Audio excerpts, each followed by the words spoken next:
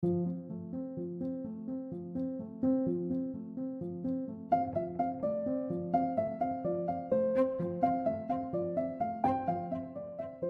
y'all, and welcome to the Brain Dump with Sandy Boone.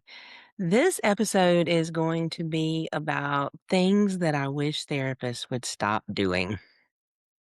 I've been thinking about this for a while, and I'm just going to say it. There are some things happening in the therapy world that I really wish we would stop doing. Not because therapists are bad at what they do, but because sometimes these patterns, they're not helping in the way that we think they are. And in some cases, they're actually keeping people stuck.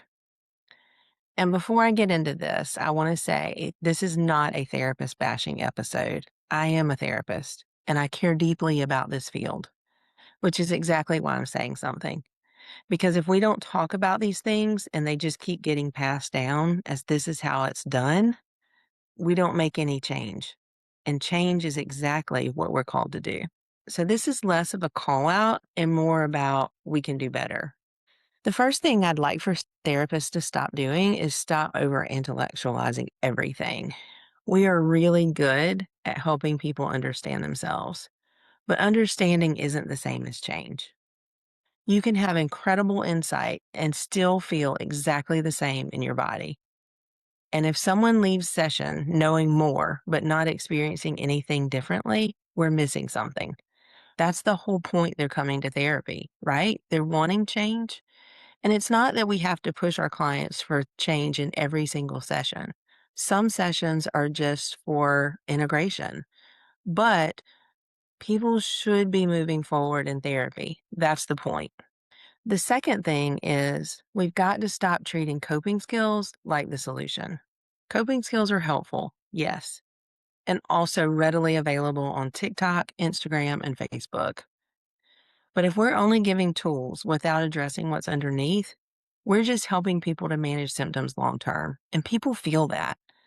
They may not say it like that, but they feel like they're working really hard without actually getting relief.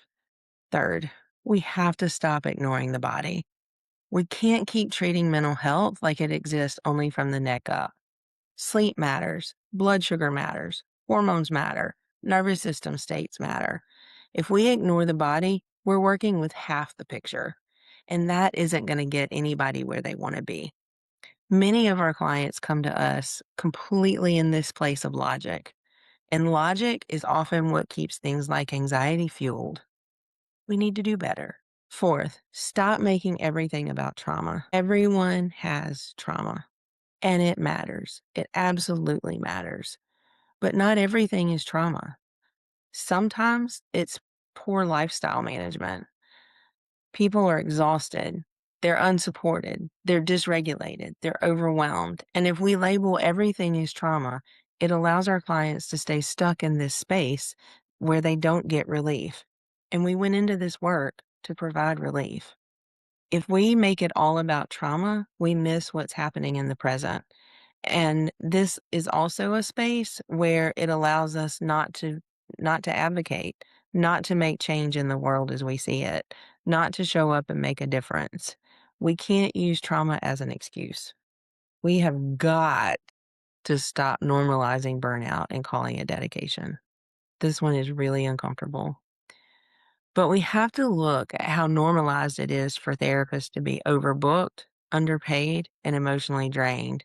And somehow that's framed as passion.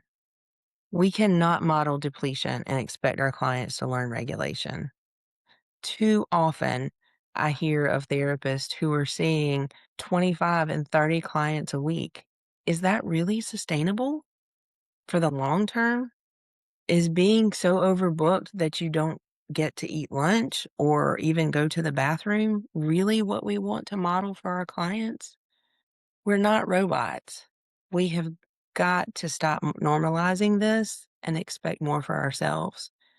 And again, as therapists, we're just as guilty of it as the system we live in. This one is really important, and I see it show up over and over again. There is an issue with therapist group culture. And by therapist group culture, I'm talking about groups that are created on Facebook for mental health therapists. Sometimes they're divvied up by modality or practice structure or even just resources. There's lots of them. So, to say this clearly and carefully, some therapist support groups aren't actually supportive. They're spaces where people vent, which is valid, and then that venting gets reinforced and it turns into a shared narrative of this is just how bad it is. And what happens over time is we stop looking for solutions and we start normalizing suffering. We start bonding over burnout instead of challenging it.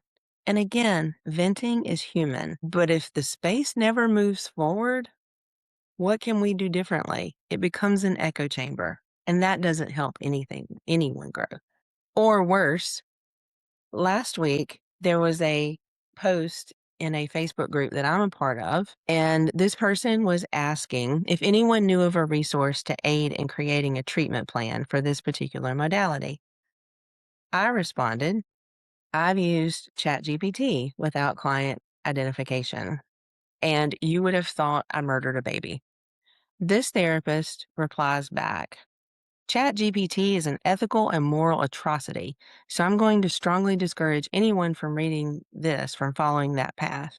If you, the human being trusted and paid to come up with a treatment plan, cannot do so, you need to honestly inform your client and refer them, not start relying on AI. Wow, is this how this person shows up for their clients? Judgy? This person asked for a tool. How do you do this? And I provided a tool. Of course, I managed this much better than I would have done several years ago, perhaps because of all of my work as a therapist. And I just simply said, thanks. I am a university professor that teaches counseling students to write treatment plans. The original poster was asking for tools.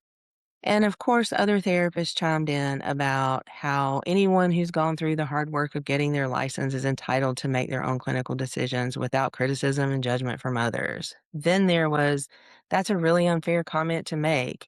You may experience ChatGPT in that way. However, I found it to be an invaluable tool in my clinical practice, as oftentimes there are perspectives that I may not have considered. Of course, as clinicians, we need to know what we're doing, but to absolutely dismiss AI as a supportive tool is unfair and misleading. To which she says, I am absolutely not here to debate whether the use of generative AI at all, let alone in clinical mental health practice, is an abomination. I said what I said. Any basic understanding of how violently racist, wasteful, literally factually wrong, and deeply violating of the earth we all call home all generative AI models are would contradict this use for anyone with their humanity intact. It was impressive. It was impressive. But these are how people are showing up in these spaces. Judgy, not supportive. Notice this person offered nothing as far as a tool, just don't use that tool. Now, I'm not here to debate the logistics of ChatGPT, not doing it. But now we're in an environment where people are posting in these groups anonymously so that they can avoid situations like this. What have we become? Do we show up for our clients this way? Would we be okay if our clients showed up in the world that way? So, enough about that. The insurance panel question. Stop asking for permission to build a sustainable practice. This one comes up all the time. Can I really come off of insurance panels? Is it possible to do private pay? Will people actually pay for this? And what I notice is the question is rarely about logistics. It's about permission, it's about fear, and it's about, am I allowed to build something that actually works for me? And when that question gets asked in groups, it gets met with caution, skepticism, worst case scenarios, or name calling about how you're a capitalist jerk. People are speaking from their own experience. But if you only listen to people who are burned out, overwhelmed, and stuck in systems that aren't working, you're going to get answers that reflect that. So we've now created a culture where sustainability feels risky and burnout feels normal. And when you step back and look at all of this, there's a pattern. We've created systems and conversations that prioritize endurance over sustainability, normalize struggle instead of questioning it, and reward overfunctioning instead of regulation. And that impacts both therapists and the people that they're trying to help. We don't just need better tools, we need better standards for how we work, for how we live, and for what we consider normal in this field.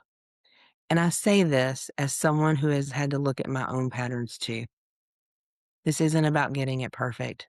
It's about being willing to see what's not working, to have the courage to explore that, and to do something different. So if you're a therapist listening, this isn't criticism, it's an invitation. Step back and ask, what am I participating in that isn't actually working?